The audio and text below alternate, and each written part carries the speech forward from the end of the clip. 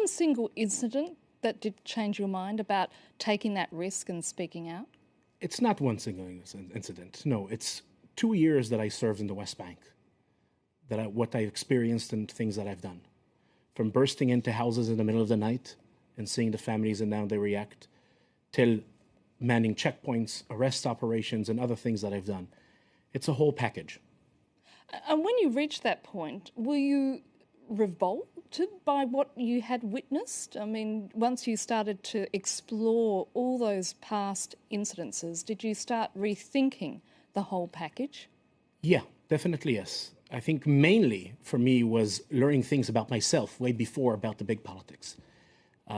I went through my service believing that I'm a good guy and that we are the good side. And suddenly I discovered what we've done and what I took part in. And that's why I felt that I need to do something. And how would you... הבנתי שכאילו, בשביל להיות שם, אז צריך לשבור להם את הרוח, לשבור אותם.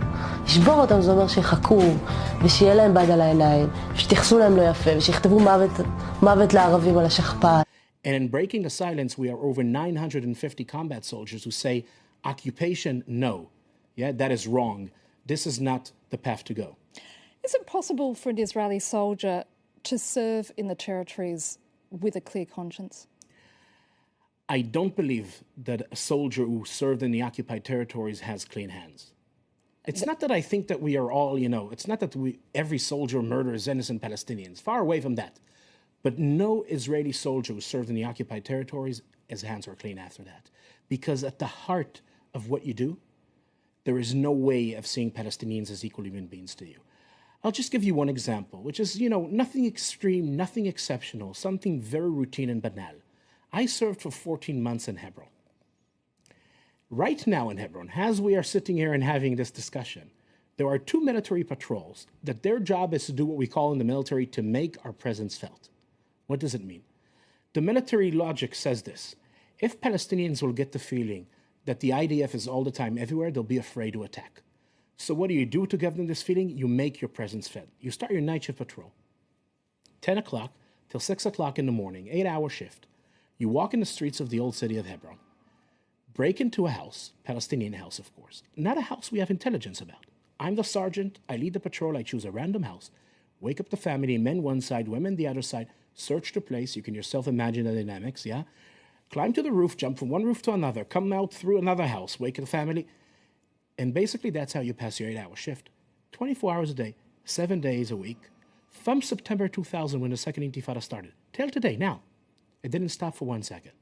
Yeah, the idea is that every Palestinian will feel the military is right here. You don't know when we're going to show up, what we're going to do, when it's going to end, how it's going to look like. It's to do what we call in the military, ליצור תחושת נרדפות, to create the feeling of being persecuted. Now, when this is your mission, again, this is not an action of a rogue soldier or officer. This is your mission. There is no way of doing it nice.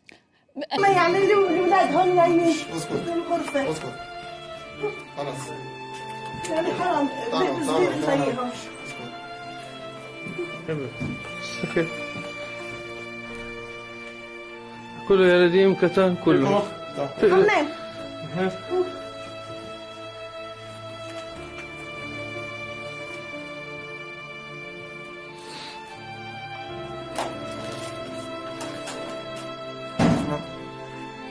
نايف نعمان دعم. نايف نعمان دعم. شو اسمه؟ دلال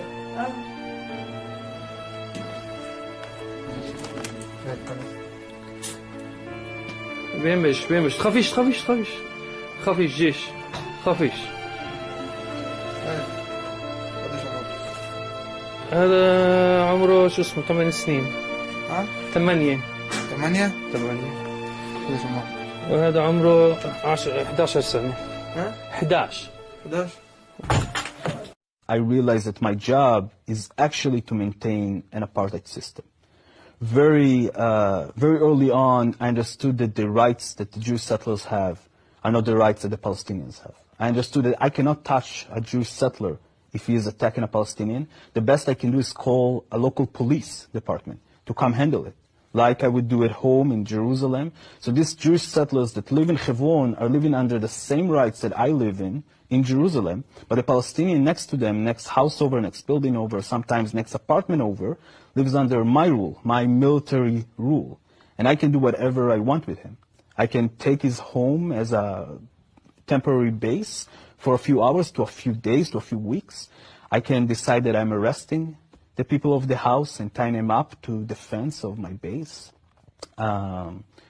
If we will get an order to demolish their home or just lock their front door and don't let them out into the street their house is on, a street that only Jewish settlers can walk on and Palestinians cannot. So they have to walk through windows to yards, into the other side, into the Kasbah of Hebron. I think realizing all of that in a very, very early stage in my service helped me understood that someone was lying to me along the way. I didn't feel like I'm protecting anyone. I didn't feel like I'm helping anyone feeling more safe. I feel like I'm terrorizing people. I feel like for the first time in my life, the boundaries between good and bad that I learned as a kid, and obviously I learned that I'm on the good side, was broken.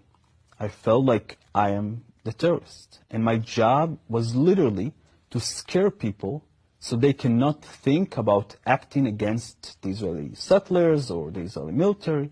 That was actually our defined mission, to make sure that to instill fear in the hearts of Palestinians in Hebron. And that's exactly what we did. It's from personal experience? Sure, definitely.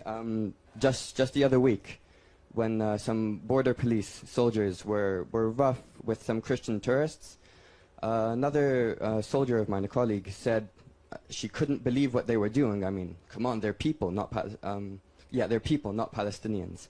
And that, I think, resonates throughout much of the soldiers in the occupied territories.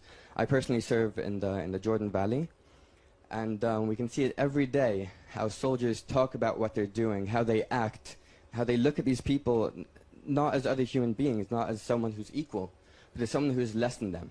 And to think that, oh no, we can just leave that racism there, we can leave that xenophobia, no, they'll only be racist, they'll only humiliate Palestinians, of course not. And what this motion is how it will affect Israel.